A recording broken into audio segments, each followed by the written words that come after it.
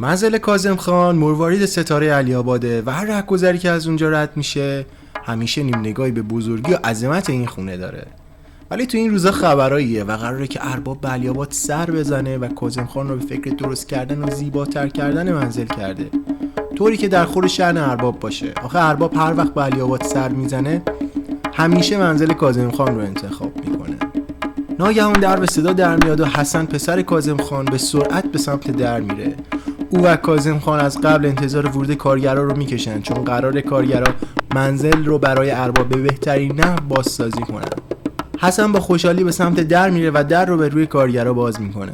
دسته اول کارگرا که قرار گچبری‌ها و ستون‌های منزل رو بازسازی کنن و اونها رو به بهترین شکل در بیارن، به طوری که دیگه حتی یک ذره کثیفی و ترک هم دیگه روی طاق منزل نباشه. کاظم خان از روز قبل با اونها صحبت کرده و اونها هم طبق قرار قبلی سر وقت خودشون رو رسوندن تا کارها رو هر چه سریع‌تر به انجام برسونن. کارگرا به محض ورود به صحن حیاط گویی بارهای قبل هم برای این کار آمدن و از چند و چون کار با خبرند.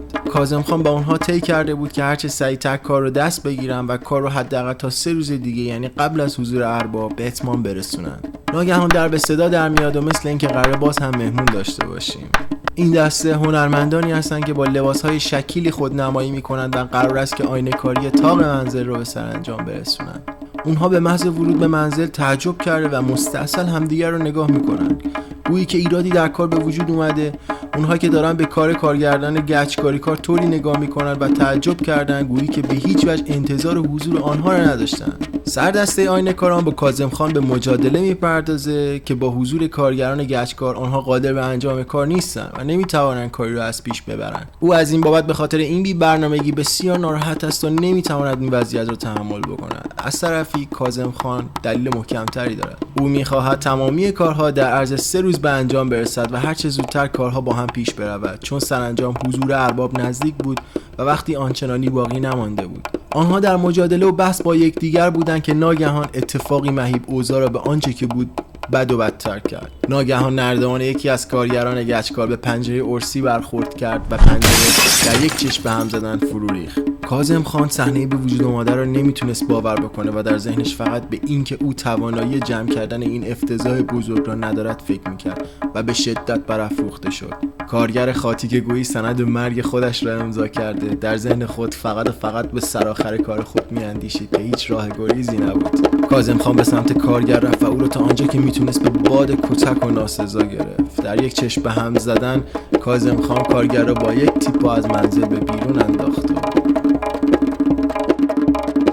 به درماندگی و واماندگی خودش پرداخت و اینکه او دیگر نمیتواند حجم اتفاقات ناخوشایند را هم درک و هم جمع کند. او که به شدت مستاصل شده بود و از اضطراب هیچ راه مشخصی به ذهنش نمیرسید، درماندگی را با تمام وجود احساس میکرد.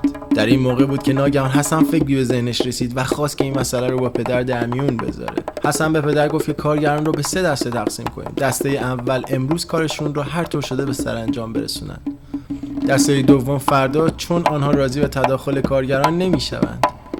و یک گروه پنجره ارسی کار هم بیایند تا در روز سوم پنجره شکسته را تعمیر و بازسازی کنند. پدر که انگار در دل تاریکی کورسوی امیدی برای مستولی گشته بود، بسیار خوشحال بدون فوت وقت به سراغ سرکارگران رفت. او گچکارها را موظف نبود تا هرچه سریعتر گچکاری و مرمت ستون را امروز به سرانجام برسانند و به آنها پول بیشتری میدهد و آینه کارها را هم موظف نبود تا فردا و در عرض 1 روز کار را تمام کرده و عواید بیشتری دریافت کنند.